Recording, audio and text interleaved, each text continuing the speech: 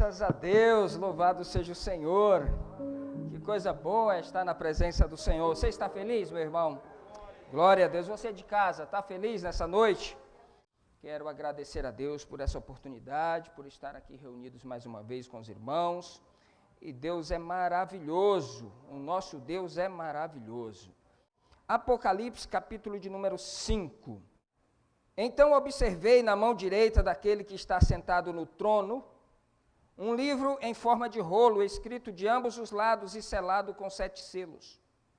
Vi também um anjo forte que proclamava em grande voz: quem é digno de abrir o livro e de lhe romper os selos? No entanto, não havia ninguém, nem no céu, nem na terra, nem debaixo da terra, que pudesse abrir o livro ou ao menos olhar para ele. E eu chorava muito, porque não se encontrou ninguém que fosse digno de abrir o livro e de olhar para ele. Então um dos anciãos consolou-me, afirmando: não chores, pois o leão da tribo de Judá, a raiz de Davi, venceu para abrir o livro e romper os 7 selos. Nisso aconteceu que reparei no meio do trono e dos 4 seres viventes, e entre os anciãos, em pé, um cordeiro que parecia estar morto, e tinha 7 chifres e 7 olhos, que são os 7 Espíritos de Deus, enviados a toda a terra. Ele veio e pegou o livro da mão direita de quem estava assentado no trono. E assim que o recebeu, os 4 seres viventes e os 24 anciãos prostraram-se diante do cordeiro.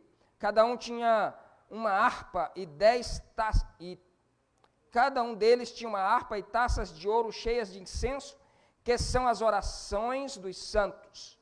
E eles cantavam um cântico novo: tu és digno de tomar o livro e de abrir seus selos, porque fostes morto, e com teu sangue comprastes para Deus homens de toda tribo, língua, povo e nação. Tu os constituístes reino e sacerdote para o nosso Deus, e assim reinarão sobre a terra.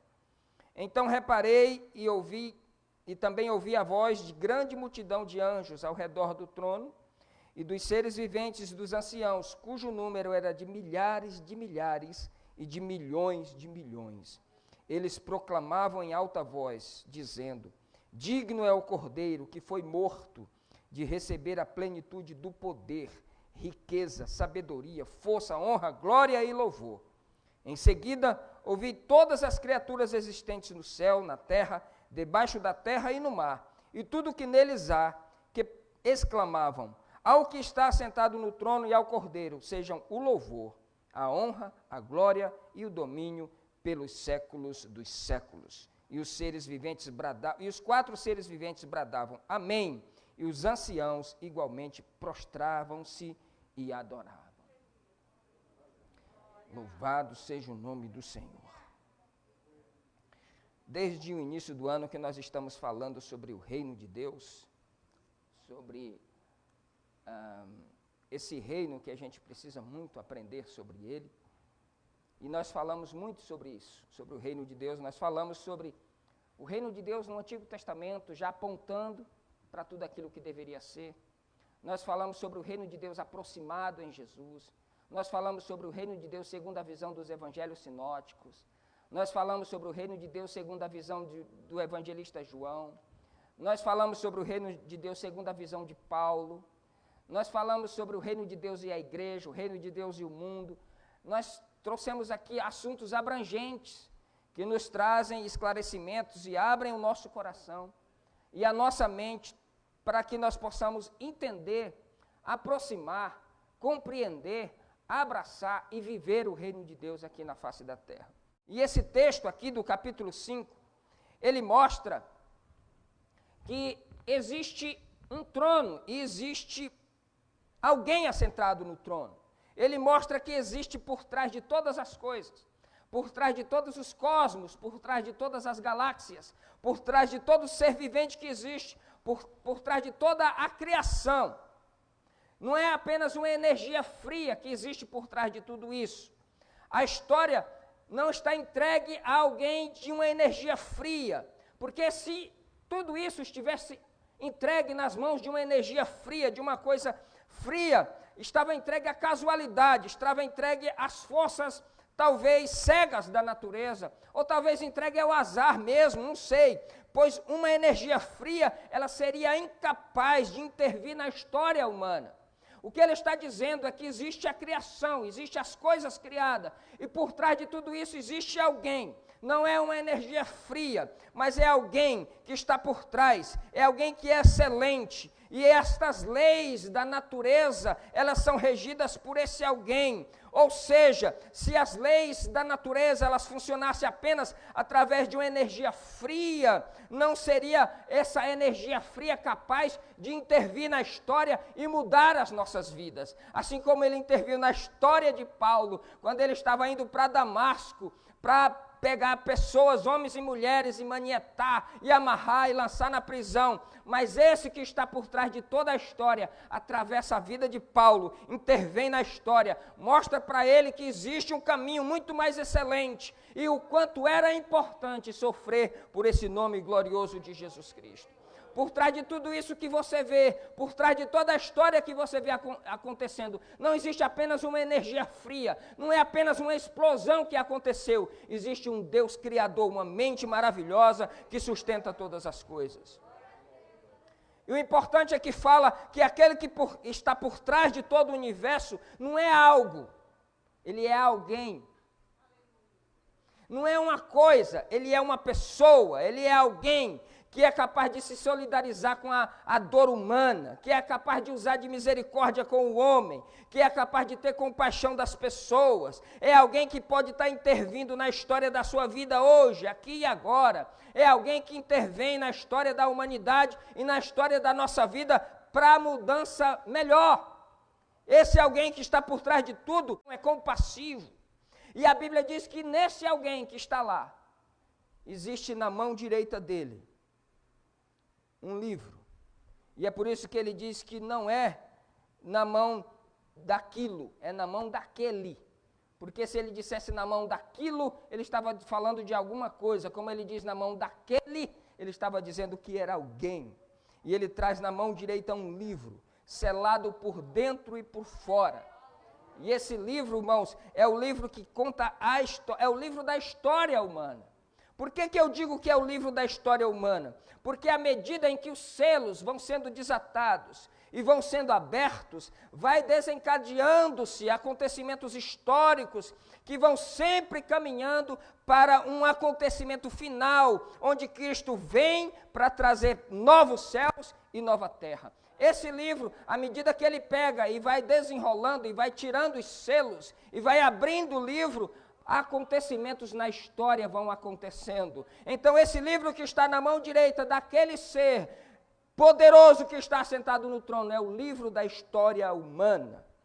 E este alguém que tem o livro da história humana nas mãos, ele é alguém, e chegará o tempo na qual o próprio Deus criará novos céus e nova terra, fará com que a história possa convergir para esse ponto final. Existe um dia marcado, uma data marcada, para que todas essas coisas possam acontecer conforme João viu.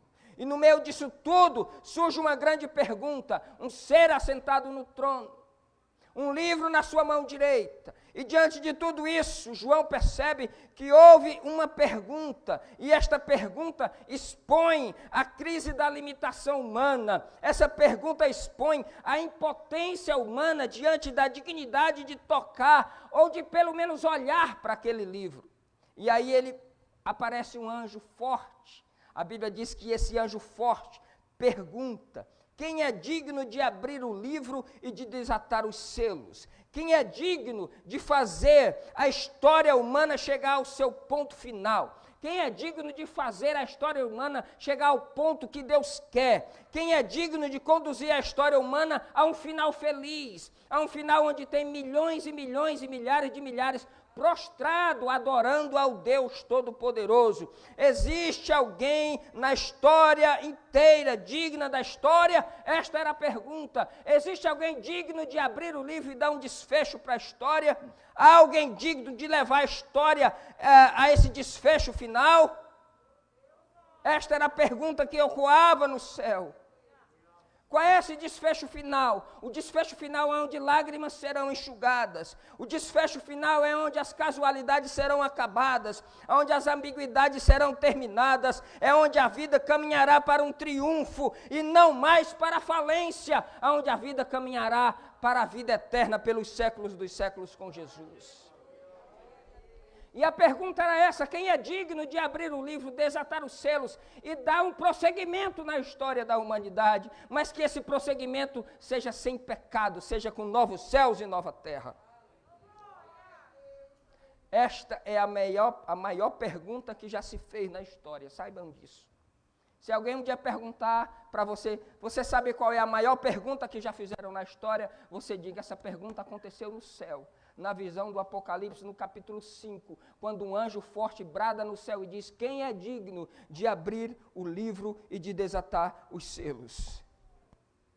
O verso 3, eu queria que projetasse aí, por favor. O verso 3 diz que a resposta para essa pergunta é um profundo silêncio. Houve um silêncio no céu, pois não havia ninguém, nem no céu, que já eram os santos que estavam lá, nem na terra, que eram os vivos que estavam aqui, e nem debaixo da terra não houve ninguém digno de abrir o livro, de desatar os selos. E esse negócio de João falar que não havia ninguém digno na terra, ele estava colocando em xeque, em contradição, os imperadores da época, porque eles se achavam deuses e eram dignos, e João diz: não tem ninguém digno, nem no céu, nem na terra, nem debaixo da terra, nem imperador, nem ninguém é digno de abrir esse livro. E essa pergunta ecoa no céu. Era essa denúncia: nem debaixo da terra for achado alguém digno de abrir o livro. E aqui se diz, nesta frase, que sozinha, irmãos, a humanidade não chega a lugar nenhum.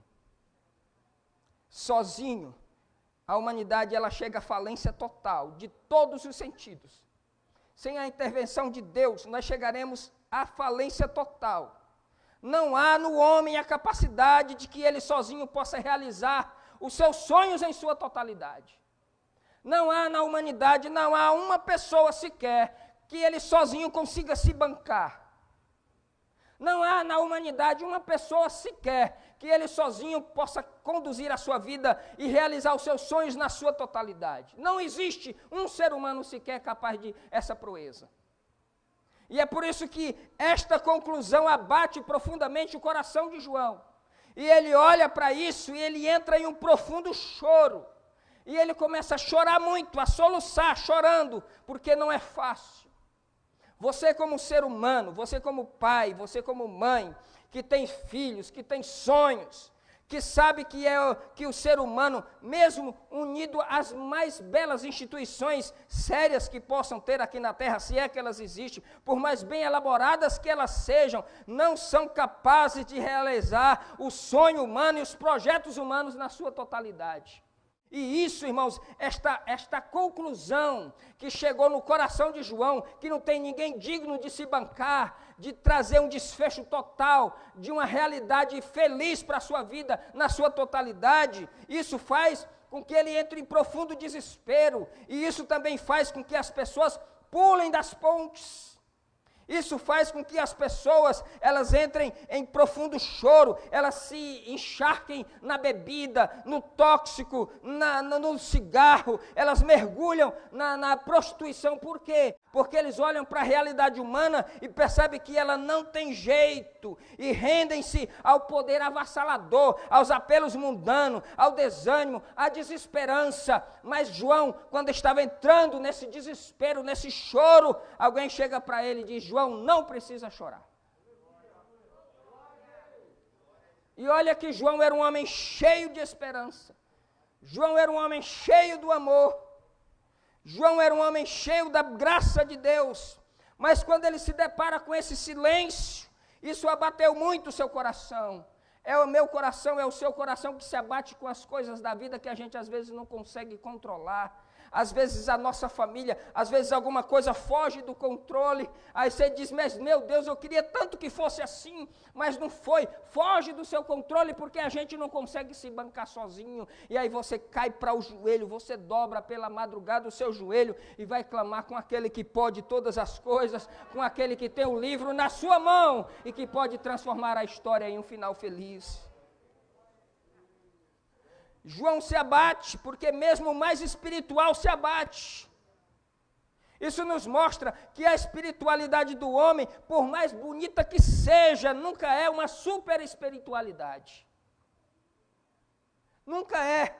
Todo ser humano, ele deve manter em si mesmo esta sensibilidade humana, capaz de chorar, capaz de sentir dor, capaz de sentir a dor da vida, capaz de chorar com os que choram, capaz de se alegrar com os que se alegram. Não existe um ser humano sequer super espiritual. Nem mesmo João aqui no céu, em revelação, ali, diante do trono de Deus, ele se abate em profunda agonia. Não existe super espiritual. E a crise de João é a crise da impotência de todos nós que vivemos nesse século, com essas realidades brutais, com essas coisas acontecendo por todos os lados. Tem alguém no trono, tem um livro na sua mão selado por dentro e por fora, tem um anjo perguntando quem é digno de abrir o livro e desatar os selos, e tem um silêncio profundo e o João chorando do lado. E aí, no meio de tudo isso, no meio desse momento, surge uma voz de esperança. A voz da esperança do reino, ela nunca se cala. Você acha que por causa da derrota de algumas igrejas por aí, Deus está perdendo? Jamais. A igreja do Senhor nunca perdeu. A igreja do Senhor nunca ficou para trás. A igreja do Senhor Jesus Cristo sempre avançou. Porque na época dos Césares não conseguiram com a morte, com os leões, com as feras, deter os cristãos, deter o reino, com as prisões, com os enforcamentos, com eles sendo cerrados ao meio, não conseguiram e nunca conseguirão, porque a voz da esperança do reino de Deus jamais se calará. Aí surge diante disso uma voz que veio do céu. Surge um todavia. Aliás, sempre na Bíblia existe esse negócio todavia. E é sempre do céu que vem a esperança para a terra, sabia? Quando João estava em profunda tristeza, ele diz, eu ouvi uma voz do céu. E é do céu que vem a resposta, é de Deus, é sempre de Deus que vem a esperança para o coração abatido, é sempre de Deus que vem a resposta para o casamento falido, para a família desestruturada, é de Deus que vem a resposta, é sempre do céu que vem, para abater a crise, para desfazer a obra maligna e para dar vitória ao seu povo, é de Deus, é do céu. Esta voz de esperança ecoa nessa igreja aqui hoje à noite. E esta voz chegou para João e disse, pare de chorar. E o original do texto dá a intenção que é como se fosse uma voz dura, brusca. Não foi assim carinhosa, dizendo, amigo, pare de chorar. Foi dura, pare de chorar. João, ainda tem saída. Não se desespere. Há alguém que pode desencurralar a humanidade. Há alguém que pode pegar esse livro e desatar esses selos. Há alguém que pode desenrolar a história, não para pior, mas para melhor. Existe sempre alguém, existe sempre um Deus, existe sempre uma resposta do céu, que pode desenrolar qualquer vida enrolada, que pode desestruturar qualquer problema, que pode trazer a vitória para qualquer pessoa, se assim ele quiser e se assim ele crer. E esta voz diz, pare de chorar. E nesse momento é que se introduz no meio da visão de João esse rei. Observe que existe um trono, existe um rei, alguém assentado no trono, na mão direita está um livro, existe um anjo forte bradando, cadê os dignos? Não tem ninguém, João chora, e o ancião diz, pare de chorar, porque existe alguém digno. E aí ele se apresenta, porque ele é digno da história. Se antes a voz dizia que não existia ninguém digno na história, aí de repente se introduz no meio de tudo aquilo alguém que nem a história é digno dele. Agora a história não é digna dele, é alguém santo. E ele pode, não é porque ele simplesmente tem força, mas o seu poder está na sua dignidade, está no seu caráter, está na sua moral, está no seu amor, está na essência dele, que é o puro amor. E aqui se diz que ele é digno. E aí diz assim: João, não chores, porque está ali o leão da tribo de Judá. O leão da tribo de Judá. E a Bíblia diz que esse leão é aquele que afugenta aquele outro que fica bramindo como um leão. Não existe um aí que fica ao derredor bramando como um leão, procurando alguém para tragar. Esse aqui é o leão que afugenta esse leão, querendo tragar a sua vida. E ele está atento à sua vida e ao seu coração.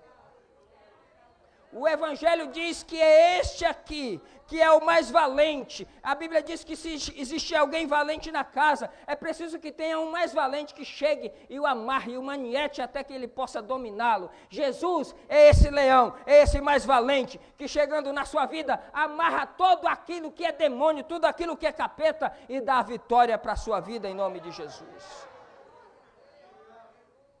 Esse leão aqui é aquele que compra as nossas brigas, é aquele que comprou as brigas do reino de Deus, que penetrou nas regiões mais sombrias do coração do homem e trouxe uma luz de esperança, é aquele que desceu lá no inferno e tomou a chave da morte do inferno, e eles não têm mais nem a chave da casa, porque este é o leão da tribo de Judá. Aleluia! Percebe? Vou repetir, tem alguém sentado no trono, tem um livro na sua mão direita, tem um anjo forte bradando quem é digno. João chora, alguém chega para ele e diz: não chore, está aqui o leão da tribo de Judá. Mas também diz que ele é a raiz de Davi. Ele é digno porque ele é a raiz de Davi, e aqui está falando da descendência das promessas de redenção. Jesus é descendente dessas promessas de redenção ao longo do Antigo Testamento, que tipificavam, que simbolizavam, que apontavam para Jesus. Aqui mostra a relação de Jesus com a humanidade. Raiz de Davi significa que ele tem relação com a humanidade, com toda a raiz de redenção, com todo aquele rastro de salvação que Deus deixa na história. Desde Adão, Deus vem deixando rastros de salvação, e Jesus Cristo é essa raiz, esse que veio da linhagem de Davi. Jesus é a culminação dessas promessas, é o ápice, é o desfecho, é a consumação das promessas de salvação. Quer ver? Você veja, a Bíblia diz que Adão gerou a Sete, Sete gerou a Enos, Enos gerou a Cainã, Cainã gerou a Maalalel, Maalalel gerou a Jered, Jered gerou a Enoque, Enoque gerou a Metusalém, Metusalém gerou a Lameque, Lameque gerou a Noé, Noé gerou a Sem, Cão e Jafé. Da descendência desses três filhos de Noé, Deus escolhe Sem. Da descendência de Sem, Deus escolhe Abraão. De Abraão, que teve Ismael, Isaque, Deus escolhe Ismael. Da descendência de Isaque, Deus escolhe a Jacó. Jacó teve 12 filhos. Desses 12 filhos, Deus escolhe o quarto, que era Judá. E Judá se transforma uma grande tribo com muitas famílias espalhadas pela terra. E dentre essas muitas famílias, Deus escolhe a família de Jessé. E Jessé teve oito filhos. E destes 8 filhos, Deus escolhe o rei Davi. E Davi teve 20 filhos. E Deus escolhe a Salomão. E Salomão teve muitos filhos. E dentre esses muitos filhos, Deus escolhe a Roboão. E nessa sucessão de 17 gerações, Deus fez com que a descendência da promessa, da descendência davídica, nascesse Jesus, chamado Cristo, para resgatar a nossa vida, que estava debaixo da maldição, e pudesse nos dar o direito de salvação e vida eterna. Quando ele fala da raiz de Davi, ele está falando da humanidade, da linhagem, de onde ele veio. Davi, da tua casa jamais faltará rei, e esta promessa se cumpre em Jesus. Mas aqui também fala que ele é digno porque derramou o seu sangue para comprar a história humana, para resgatar a história humana. Deus derrama sangue. Deus mata Deus por mim. Não foram, eles crucificaram, mas foi Jesus que se entrega. É Deus se entendendo com Deus ao meu respeito. Você tem ideia do que é isso? Jesus se entendendo com Deus por causa de mim. E Ele derrama o seu sangue para comprar a história humana. E a Bíblia diz que nesse momento João se vira para ver quem é. Porque existe alguém assentado no trono, existe um livro na sua mão direita, um anjo bradando, João chorando. E aí diz, está aqui o leão da tribo de Judá. E João se vira para ver quem é. E ele não vê um rei com uma coroa. A Bíblia diz que ele vê um cordeiro. Cordeiro fala de entrega. Cordeiro fala de sacrifício. Cordeiro fala de sangue derramado. Cordeiro fala de oferta pelo pecado, conforme havia sido morto. João olha e tem a visão do cordeiro. Que visão é essa? A visão da cruz. João olha e vê a cruz, pois na cruz Deus afirma o seu compromisso e a dignidade de Jesus em poder restaurar a vida e a história humana. E é na cruz que nós podemos ver a dignidade de Jesus Cristo absorvendo os nossos pecados para que pudéssemos ter o direito de vida eterna. E Ele derrama o seu sangue para comprar a todas as pessoas. E o verso 7, projeta aí para mim, por favor, do capítulo 5. O verso 7 diz que depois de tudo isso, Ele veio e toma o livro na mão. Ele pega da mão daquele que estava sentado no trono. Se ali existiu a pergunta mais importante de toda a face da terra, aqui está a imagem mais grandiosa de toda a face da terra. Jesus Cristo pegando o livro da história humana das mãos do Rei do Universo sentado no trono. Um rei sentado no trono, e ele vai lá e pega o livro da mão dele. E ele diz que ele estava, e esta passagem aqui, esta imagem aqui é uma das mais poderosas da Bíblia. É uma das mais grandiosas da Bíblia. Sabe por quê? Porque à medida em que Jesus pega esse livro da mão do Pai que está sentado no trono, isso significa que a história de toda a humanidade, de todas as coisas existentes, está nas mãos de Jesus.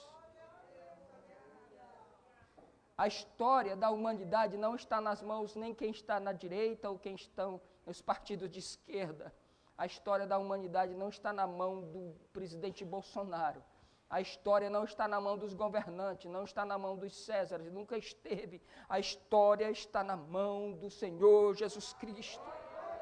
A história da tua vida está na mão dEle, porque Ele é digno de pegar o livro da mão daquele que está sentado no trono. Não está na mão de ninguém.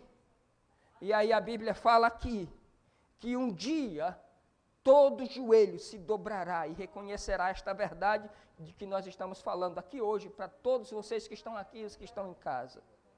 Um dia todo joelho se dobrará e reconhecerá que isto é verdade. E é por isso que quando Jesus ressuscita, Ele fala para os discípulos, todo o poder é me dado aonde? Todo o poder é me dado aonde? No céu e na terra, é me dado todo o poder. É eu que tenho o livro na minha mão, meu amigo. É eu que tenho a história na minha mão, é eu que faço a história. A sua história está ruim, Deus pode mudar a sua história, porque está na mão dEle. Você não está feliz com aquilo que está acontecendo? Fale com quem tem a história na mão. Fale com Ele que pode mudar a história da tua família e a história da tua vida. Agora, se nós sabemos dessa informação, se nós sabemos de que alguém estava sentado no trono, com um livro na mão, um anjo brada forte e faz uma pergunta, quem é digno? Ninguém aparece. João chora muito. Um ancião diz, não chores, tem alguém que é digno. Introduz esse ser, toma o livro da mão direita daquele que está sentado no trono, e tem todo o poder no céu e na terra. Se nós sabemos dessa informação, o que isso faz em nós? O que essa informação pode trazer de resultado em nós? Onde isso pode nos levar? O que impacto isso deve nos causar? Qual é o impacto que eu tenho quando eu sei dessa informação? Esta percepção sobre Jesus, ela gera alguns compromissos em mim, ela gera alguns compromissos em você. É preciso que esta visão de que estamos meditando nessa noite, ela traga alguns compromissos, e ela possa gerar alguns compromissos em nós. Em primeiro lugar, nós precisamos orar constantemente acerca do destino deste mundo. Constantemente. O versículo 8, eu queria que projetasse aí para mim, por favor. À medida em que ele toma o livro, ao receber, não é? Os 24 anciãos prostram-se diante do Cordeiro, cada um deles tendo taças cheias de ouro, que são as orações dos santos. À medida em que ele toma o livro nas mãos, aparece diante do trono as orações dos santos. Nós precisamos orar constantemente acerca do destino deste mundo. Essas orações dos santos trazem resultados. E a Bíblia diz que é como fumaça que fica armazenada debaixo do trono de Deus. Vai acumulando oração lá, meu irmão. Nunca desista, nunca pare de orar, acumule oração lá. Coloque o teu filho lá, coloque o teu marido lá, coloque a tua esposa lá, coloque a tua família lá. Deixa armazenado lá, não é esquecido não. Vai chegar a hora que a resposta virá. Vai chegar a hora que a Bíblia diz que vozes, relâmpagos e trovões, eles descem como resposta dessas orações para a terra em favor do seu povo. Aleluia. Irmãos, orar só faz sentido se for para aquele que tem a história nas mãos. A coisa mais triste que existe é você orar e pedir para alguém que não tem poder de intervir em nada. Nós só oramos porque nós sabemos que Deus, Jesus, tem o livro da história da gente nas mãos. Ore para que Ele mude as coisas. E é por isso que a nossa oração faz sentido. E é por isso que as irmãs estavam dizendo, pastor, pode voltar com a oração aqui toda manhã? Pode, irmã, vamos voltar, vamos dobrar os nossos joelhos. Por quê? Porque a oração faz sentido, a gente não fala sozinho, irmão. A oração não é um bando de louco conversando sozinho, é conversando com Deus, com aquele que tem a vida e a morte na sua mão. A segunda percepção que esta visão precisa trazer em meu coração, a gente precisa entender que nós precisamos evangelizar o mundo. Nós precisamos evangelizar o mundo. O versículo 9, ele diz que Jesus foi morto e com seu sangue ele comprou todos os povos, tribos, línguas e nações.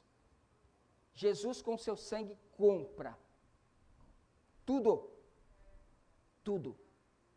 Aqui, irmãos, quando ele diz que serão milhões e milhões e milhares de milhares, eu não quero ser universalista, eu só quero dizer aqui, que eu creio que a obra que Deus realizou ali na cruz, ela precisa ser proclamada em todas as tribos, línguas e nações.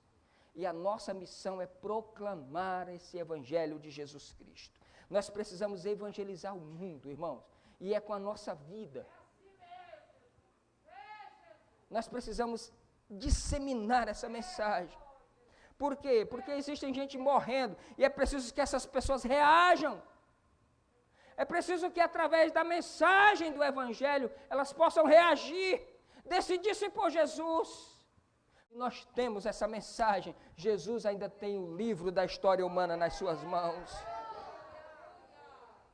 Se o sangue de Jesus Cristo na cruz comprou toda tribo, raça, língua e nação para Deus, a nossa missão é chegar a essas pessoas. Ainda que seja por qualquer que seja o meio de comunicação, que seja a pé, de bicicleta, que seja de jumento, que seja de carro, de avião, que seja pela internet, pelo WhatsApp, não importa. Fale, não se cale do amor de Jesus Cristo, porque enquanto você fala, a mensagem vai se encarregando de destruir fortalezas em nome de Jesus. Terceira coisa que a gente precisa perceber é que nós devemos dedicar tudo o que nós temos, tudo o que nós somos e tudo o que nós possuímos para a causa do reino de Deus. Sabia disso? É só assim que uma vida vale a pena. Nenhuma vida vale a pena se ela viver para si mesma. Sabia disso? Jesus, ele decide morrer, porque a morte dele gerou vida em nós. A semente, quando cai, se ela não morre, ela não produz vida. Sabia disso? A gente precisa abrir mão do nosso ensimesmamento para a gente poder produzir vida. Devemos dedicar tudo o que temos, que somos e possuímos ao reino de Deus. Ele aparece aqui no cenário, trilhões de pessoas, milhares de milhões são trilhões. Trilhões de seres cantando com grande voz, dizendo que o Cordeiro é digno. E ele diz que todo o poder, a ele o poder. O que quer dizer isso? Que todo o poder que a gente tiver nas mãos precisa ser consagrado a Deus. Se você tem um poder político, esse poder precisa ser consagrado a Deus. Se você tem um poder econômico, isso precisa ser consagrado a Deus. Se você tem um poder empresarial e você comanda uma turma de gente, e você fala e elas lhe obedecem, esta tua autoridade tem que ser submetida em adoração a Deus. Se você tem um poder eclesiástico, se você exerce uma função no ministério, isso precisa ser colocado debaixo da autoridade de Deus. Se você exerce uma função como pai, como mãe, isso tem que ter debaixo da autoridade de Deus, isso precisa honrar a Deus. Se você exerce uma função como líder, ou na igreja, ou lá no seu trabalho, ou na sua comunidade, isso precisa engrandecer o rei ao nome de Deus. E é por isso que ele diz, a ele todo o poder. Aquilo que eu exerço como autoridade aqui na igreja tem que estar submetido a Deus. E se não tiver, ore por mim para que fique debaixo da graça de Deus. E ele diz que o Cordeiro é digno de receber poder. O que está nas nossas mãos, ele deve ser consagrado a Deus. A função que eu exerço, ela tem que servir para glorificar a Deus e não a mim. Mas ele fala também da riqueza, a ele o poder, a riqueza, o dinheiro, o investimento na obra de Deus tem que ser consagrado ao Senhor. Cada oferta que você dá, cada dízimo que você coloca nessa salva, precisa ser consagrado ao Senhor. Não dê com o coração amargurado, doído, não. Dê com gratidão a Deus. É ao Senhor que nós consagramos tudo que temos e tudo que somos. Se você passa ali e contribui com R$30 para comprar a mesa de som, faça isso debaixo da graça de Deus. Mas ele também fala da sabedoria, e a sabedoria fala de inteligência, fala da sua faculdade, fala daquilo que você exerce, o seu curso, a sua profissionalização, o seu curso de PhD deve ser consagrado ao Cordeiro de Deus. Tudo que eu tenho, tudo que eu sou, tudo que eu exerço deve ser consagrado a Deus. Mas ele também fala da força. A ele a força. E aqui está falando de força física, aqui está falando de suor, aqui está falando de esforço, de disposição de colocar a vida física para que se gaste na promoção do reino de Deus. Jovens e adolescentes, vocês que estão aqui, vocês que estão me ouvindo pela internet, pelo amor de Deus, eu te peço isso. Não dê ouvido ao que falam por aí, que você precisa aproveitar a sua vida vai se estragar se você não aplicar ela no reino de Deus. Nenhuma vida que é colocada ao seu bel prazer, ela tem proveito nenhum, ela só tem proveito se você dedicar a sua adolescência, a sua juventude, a sua tenra idade, a sua velhice, ao nome do Senhor Jesus Cristo. A força, você tem força para gritar, grite para o Senhor hoje. Você tem força para evangelizar, evangelize hoje. Você não sabe o que pode acontecer amanhã. A ele a força, mas ele também fala que a ele a honra, a ele a primazia, a ele a glória, a ele o elogio. Todas essas coisas devem ser canalizadas para o Senhor.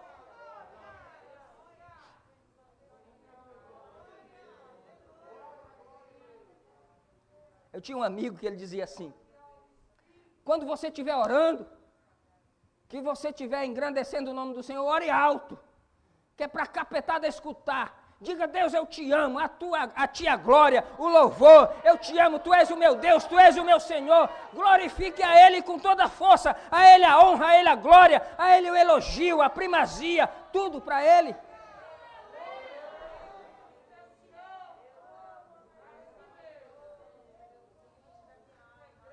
Aleluia, aleluia.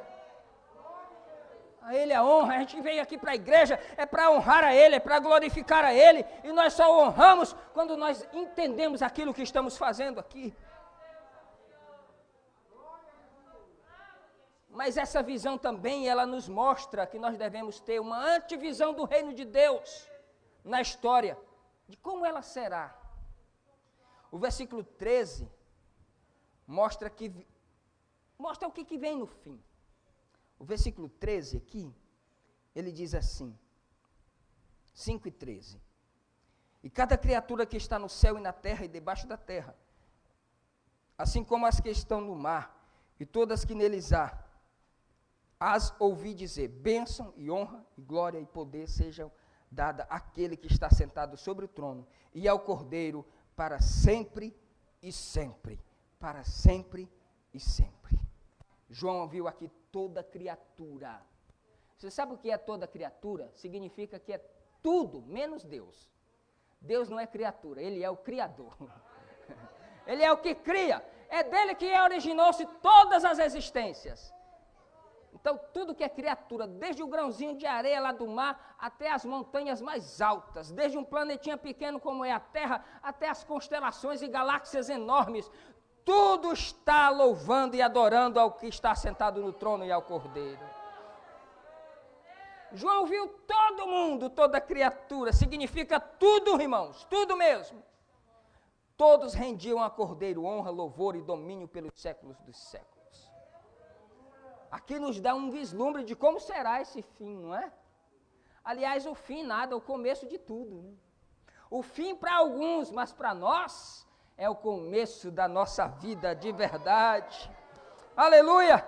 Aqui nos dá esse vislumbre. Se hoje nós vemos pessoas passando com o queixo levantado, com aquela empáfia toda, dizendo que não se curva diante de Deus, eu não acredito em Deus.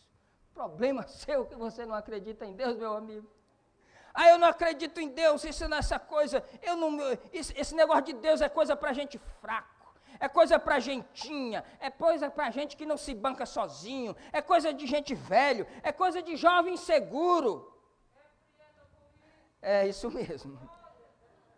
Mas as escrituras falam aqui, meu querido, para você que está aqui, para você que está em casa, que vai chegar o dia que todo joelhinho vai se dobrar diante desse Deus. Todos vão se dobrar diante dele e dizer que ele é o Senhor de todo o universo. E aqui vai estar todo mundo, irmão, vai estar essa galera do Supremo Tribunal Federal, que são os deuses do Brasil agora, vão estar com o joelhinho dobrado lá, as autoridades políticas, os ministros, os imperadores, todos aqueles vão dobrar os seus joelhos diante daquele que está sentado no trono. Todos vão se dobrar, aqueles mais poderosos, aqueles que manipulam a internet, aqueles que colocam as pornografias, aqueles que fazem coisas inaceitáveis com crianças, vão se dobrar diante daquele que está sentado no trono, e vão se curvar, e vão confessar que Ele é o Senhor para a glória de Deus Pai. Todo joelho se dobrará. Eu vejo gente, esses dias eu estava vendo um vídeo, e um cara desapropriando lá uma fazenda. Tinha um coitadinho morando lá na casa, dentro da fazenda dele. E ele foi lá com a ordem para desapropriar, e o rapaz falou, pelo amor de Deus, deixa eu tirar essas telhas. Porque essas telhas foram o que eu comprei, o rapaz comprou com sustento, tirando da boca dos filhos. Deixa ele tirar as telhas, depois que ele tirar as telhas, o senhor derruba tudo aí. Ele não espera aquele garoto tirar as telhas da casa para salvar pelo menos as telhas. Esses joelhos se dobrarão para confessar um dia o Senhor Jesus Cristo, para dar conta que fizeram por meio do corpo. Joelhos se dobrarão ao Senhor Jesus Cristo. Por isso é melhor se dobrar aqui e agora hoje, diante da presença de Deus. Aleluia.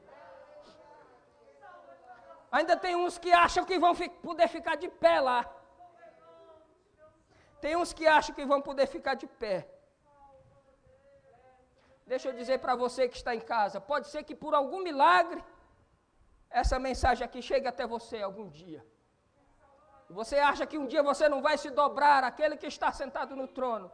Eu te dou um conselho, se dobre aqui hoje e agora, enquanto você pode, porque vai chegar um dia que você querendo ou não, você achando bom ou não, aceitando ou não, você se dobrará diante daquele que está sentado no trono e confessará que Ele é o Senhor para a glória de Deus Pai.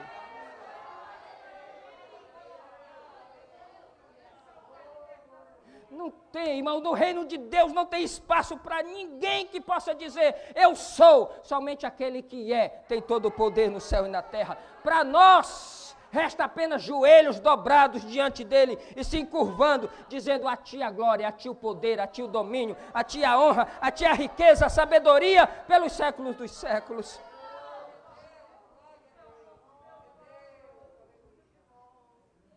E eu quero concluir aqui nessa noite, dizendo que diante de tudo isso, eu quero fazer um convite a você, e eu espero que você responda de forma coerente. São 3 convites muito básicos. Primeiro, se comprometa com o trabalho missionário e com a obra da evangelização. Se comprometa com isso, porque só assim a sua vida terá significado. Só assim a sua vida vai ter sentido. Porque a vida de alguém que não se compromete com o reino de Deus é uma vida sem sentido.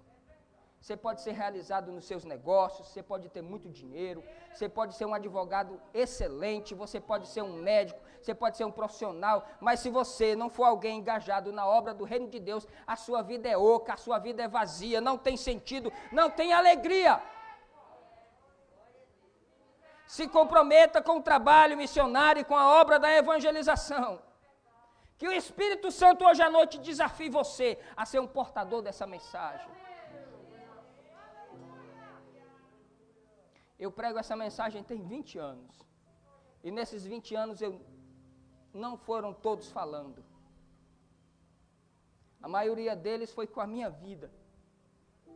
Muitos irmãos que moram aqui moraram porta a porta comigo muito tempo. A maior mensagem que se prega é aquilo que você faz, é aquilo que você vive. É a sua vida. E essa mensagem jamais deve sair dos nossos corações. Se comprometa com o trabalho missionário. Segunda coisa, se você é um obreiro, se você é um líder, se você é um pastor, assuma o compromisso de ensinar a evangelização. Assuma o compromisso de formar discípulos. Porque quando você chegar lá em cima, que você for receber as suas recompensas, o que você fez por meio do corpo, meu filho? Eu fui regente. O que faz um regente? Não, eu quero saber se você formou discípulos. Se você discipulou pessoas. Se a sua vida influenciou pessoas, para o bem ou não. Eu não estou desmerecendo a regência, é extremamente importante, nós precisamos ter, mas que a sua vida não se resuma apenas a isso. Você é um formador de discípulo. Você precisa discipular pessoas, se comprometa a ensinar as pessoas, a discipular pessoas. Encostou perto de você, ele precisa aprender sobre Jesus, ele precisa aprender a ler a Bíblia, ele precisa aprender a orar. Encostou perto de você, ele precisa saber as coisas sobre Jesus. Terceira coisa, se você é um empresário, funcionário público, um comerciante, profissional liberal, não sei, deixe de gastar tanto com coisa boba e supérflua. Invista seu dinheiro na promoção das causas integrais do reino de Deus na história. Invista, não sonegue, não feche a mão para o reino de Deus. Entenda, veja nessa visão o quanto que Jesus sofreu, o quanto que Ele investiu por nós. E muitas vezes, irmãos, se a gente economizar o banho de um cachorro por cada 15 dias, dá para a gente dar uma oferta melhor na igreja. Sabia? Às vezes a gente gasta tanto com supérfluo, tanto com coisa boba, mas na hora de trazer uma contribuição, ou ofertar, ou fazer qualquer coisa, a gente está ali, lá vem o pastor de novo, pedir essas coisas. Não é para mim, meu irmão. Aliás, eu nem gosto muito disso. É para o reino de Deus. Porque eu sei que existe uma bênção maravilhosa naquele que faz isso. Deus deixa você fazer isso, aplicar no reino de Deus. E a fidelidade de gente que eu pude ver aqui nessa pandemia, de gente fiel que chegava e dizia, está aqui pastor, pode ser o último, mas nós vamos orar em nome de Jesus Cristo. Deus não deixou faltar, Deus abriu as portas, Deus deu os novos caminhos, Ele ainda está com o livro na sua mão, meu irmão. Invista no reino de Deus. Sabe qual é o aplauso que Deus quer? O aplauso que Deus quer é a sua vida. O aplauso que Deus quer é a força da sua juventude. O aplauso que Deus quer é a experiência da sua velhice. É a capacidade de experiência e de maturidade que você já adquiriu. O que Deus quer? Deus quer a sua inteligência. Deus quer a sua percepção. Deus quer a sua profissão, aquilo que você faz. Tudo tem que ser consagrado ao reino de Deus. A minha oração é de que esse estudo aqui, que eu comecei no início de fevereiro, estou terminando hoje, dia 20 de outubro, ele possa ter valido a pena para você, assim como ele valeu a pena para mim. Eu tive um encontro com esse estudo no ano de 2004. De lá para cá, minha vida foi totalmente mudada. A minha forma de ver o reino de Deus foi mudada, foi transformada, à luz das Escrituras Sagradas. A minha vida de ver o meu irmão, a minha forma de ver o meu irmão, a minha forma de ver o que acerta, o que erra, o que peca, mudou totalmente. A minha percepção das coisas, a minha percepção de mim mesmo, a minha percepção da minha família, dos meus negócios, da minha existência. Eu pude ver que eu não fui só chamado para uma missão, fui chamado para alguém. Você foi chamado para alguém, sabia disso? Deus te chamou não foi para coisas, foi para pessoas. Deus te chamou para influenciar pessoas para o seu reino, a trazer, a arrebanhar. E ele exemplifica isso muito bem, lança a rede e puxa. Deixa que ele separe lá os peixes, quem é que fica, quem é que vai. Mas o nosso negócio é lançar a rede e puxar. Puxa para a igreja, irmão, traz para dentro, não espalha não, traz. É assim que Deus quer, nós trazendo. Encham a casa. A minha oração é que a sua vida seja mudada como a minha foi. A Ele a honra, a glória, o louvor, pelos séculos dos séculos. Amém. Toda vida que não se dedica, que não investe, e que não tem o reino de Deus como sua prioridade, é oca, é vazia. Não tem casa bonita que te satisfaça. Não tem carro luxuoso que te traga prazer. Não tem apartamento bonito, não tem viagem, não tem presente que possa te dar alegria, se não tiver o reino de Deus no coração. A única coisa que vai tampar esse buraco existencial que tem em nós é quando a gente dá de cara com esse que tem o livro na mão. Quando a gente dá de cara com ele, e ele tem assim, está aqui meu filho. Existe alguém digno, está aqui, ó. O livro da história humana está nas minhas mãos. Todo o poder lhe me foi dado no céu e na terra. Tenha isso na sua mente. Você não está trabalhando para um patrão ruim, não. Você não está trabalhando para alguém que você precisa ficar reivindicando seus direitos. Você não está trabalhando para um reino em que o dono desse reino não reconhece o seu valor. Deus não é injusto para não saber te recompensar por aquilo que você está fazendo. Faça de todo o seu coração. Vai chegar o dia. Isso está escrito lá em Mateus, capítulo 24 e 25. Vai chegar o dia em que ele vai dizer: vinde benditos de meu Pai. Eu preparei isso aqui para vocês, ó, antes da fundação do mundo, venham. Foi para vocês mesmo que eu preparei esse reino, entrem, porque eu tive fome, me deste de comer, eu tive sede, me deste de beber, eu estava nu, vocês me vestiram, eu estava preso, vocês me visitaram, venham. Eu estava enfermo e vocês foram lá orar por mim, venham. E esse vinde é para todos aqueles que amarem a sua vinda. Deus possa maravilhosamente abençoar o seu coração e a sua vida. Deus possa enriquecer a sua alma. Que você jamais possa esquecer de que o reino de Deus não é nada que acontece fora, está aqui dentro de nós. E esse reino aqui dentro, ele transborda, irmãos. Jesus disse para aquela mulher no poço de Jacó: tu vai ver uma cachoeira borbulhando aí dentro de você, se você beber da água que eu lhe der. Você está bebendo dessa água aí, você vai tornar teu sede. Mas se tu soubesse quem é que está falando contigo, se tu soubesse que é eu que tenho o rolo na mão, o livro na mão, se tu souber que é eu que tenho o destino das nações na mão, se tu souber que é eu quem comando todas as coisas, se tu souber que é eu quem digo quem vive, quem morre, quem mata, quem sobe, quem desce, se tu souber que é eu quem tiro do trono, quem coloco no trono, se tu souber, tu lhe impedirias e ele te daria água viva. Você sabe, você tem essa ciência, você tem essa consciência de que o seu Pai, ele tem o comando de todas as coisas nas suas mãos. Nunca baixe a cabeça para as lutas, nunca baixe a cabeça para o diabo, nunca baixe a cabeça para ninguém. Baixe o seu joelho diante de Deus, tenha os joelhos dobrados diante de Deus e permaneça de pé diante das lutas e você vencerá todas as dificuldades em nome de Jesus.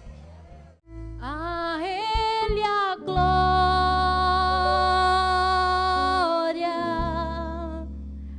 a Ele a glória,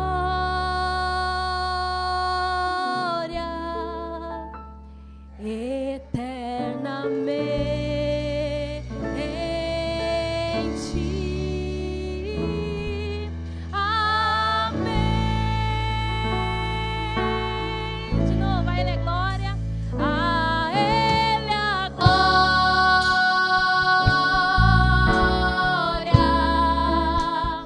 a Ele a glória,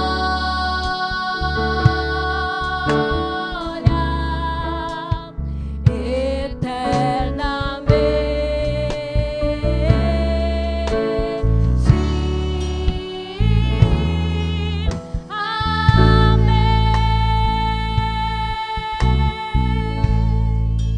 Senhor Deus, nós queremos te agradecer nessa noite.